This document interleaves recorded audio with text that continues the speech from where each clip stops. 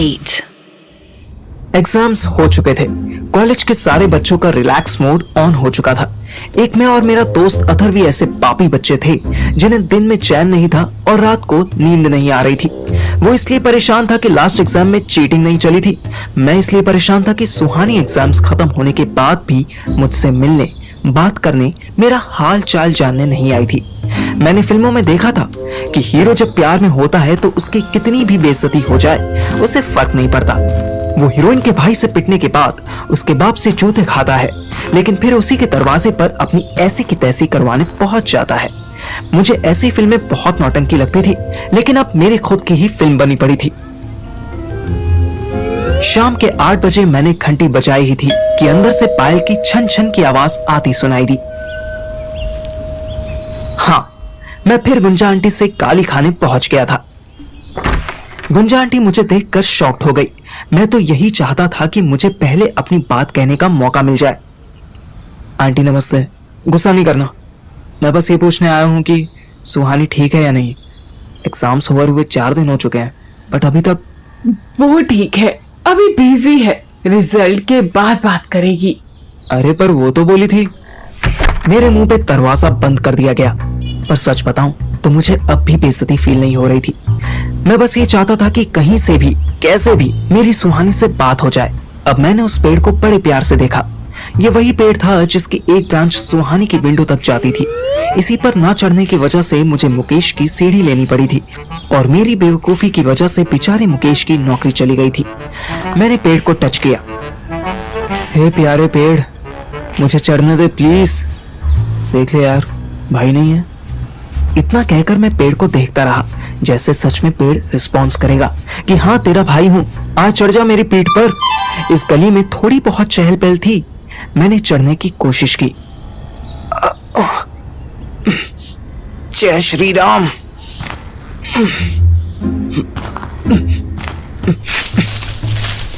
मैं राम का नाम लेकर पहली ब्रांच तक पहुंचा ही था कि हाथ स्लिप हो गया और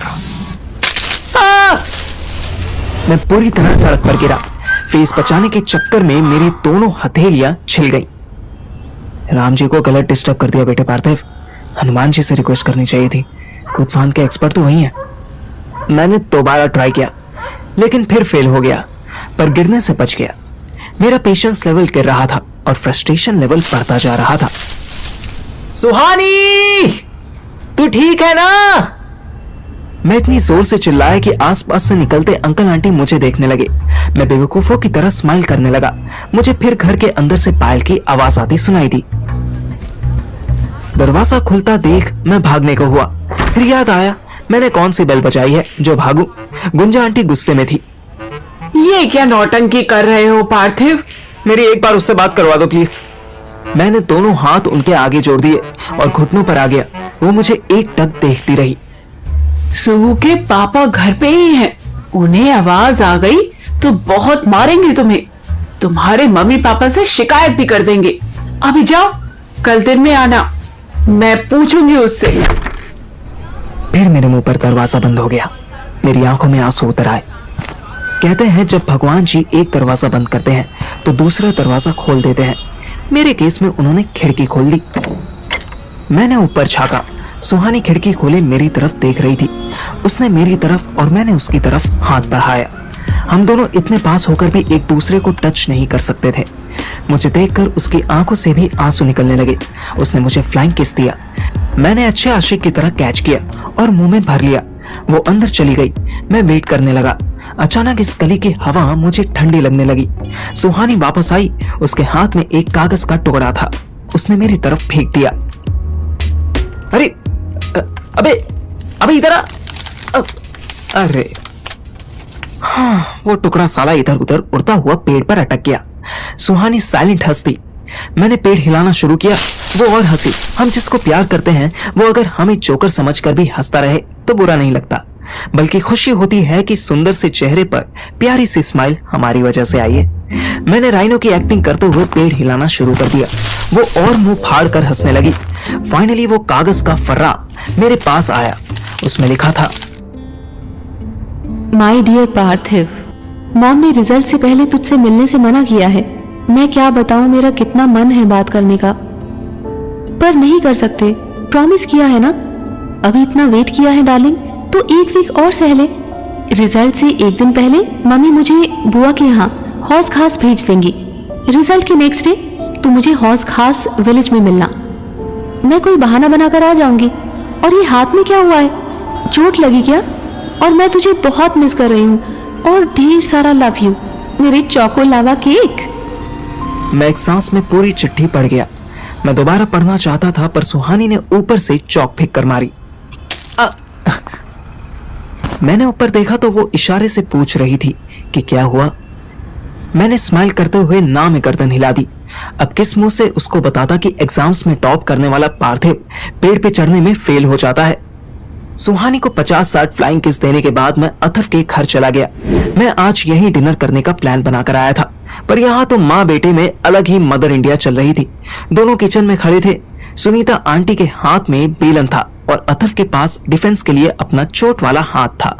आंटी जब उसे मारने की कोशिश करती, वो पट्टी बंधा हाथ आगे कर देता। तुम मेरा दिमाग मत खा, अपने बाप से बात कर। अगर पापा मान जाएंगे तो आप भी मान जाओगी। बिल्कुल नहीं। तो फिर पापा से बात करने का ड्रामा क्यों कर रही हो? अपनी माँ को ड्रामेबाज बोलता है। रुक तू। आंटी ने फिर बेलन मारना चाहा। अथर्व ने फिर चोट वाला हाथ आगे कर दिया। वो रुक गई। लो ना, मारो, मार लो अपने बेटे को। वैसे भी आपको मुझसे कोई प्यार व्यार नहीं है, वरना इतनी दूर क्यों भेजती? प्यार है इसीलिए भेज रही हूँ।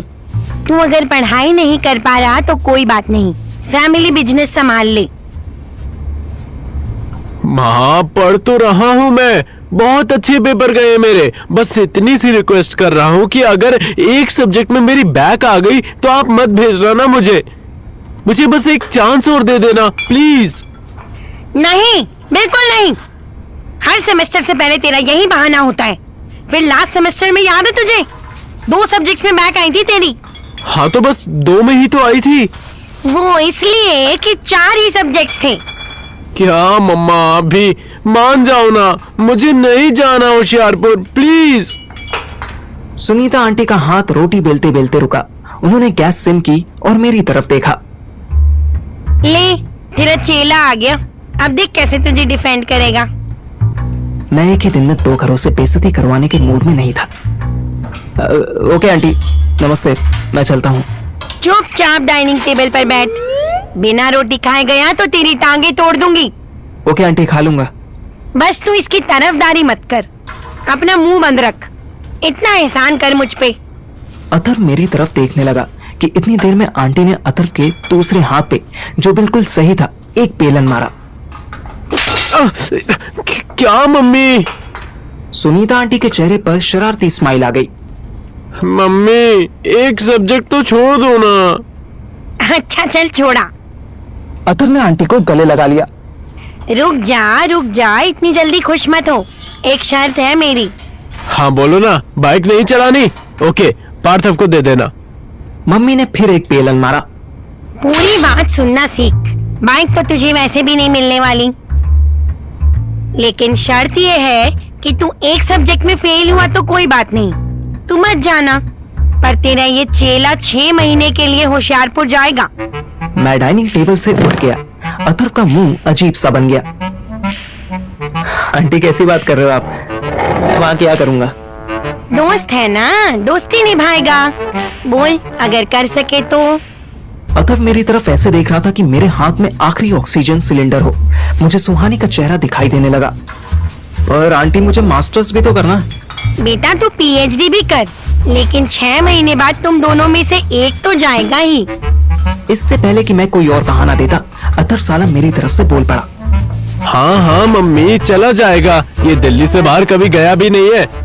जाएगा। वैसे क्या पता मैं ऑल सब्जेक्ट में पास हो जाऊं। फिर तुम दोनों यहीं रहोगे।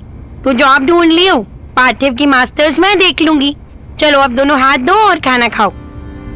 मैं जाने कब से इस लाइन का इंतजार कर रहा था। पिछले 4 दिन से मैंने ऑलमोस्ट ना के बराबर खाना खाया था। आज सुहानी को देखने के बाद अचानक भूख लगने लगी थी। एक हफ्ता ऐसा बीता जैसे 1 महीना हो। मैं रोज कैलेंडर देखता था, रोज सुहानी की इंस्टाग्राम आईडी स्टॉक करता था और रोज उदास होकर सो जाता था।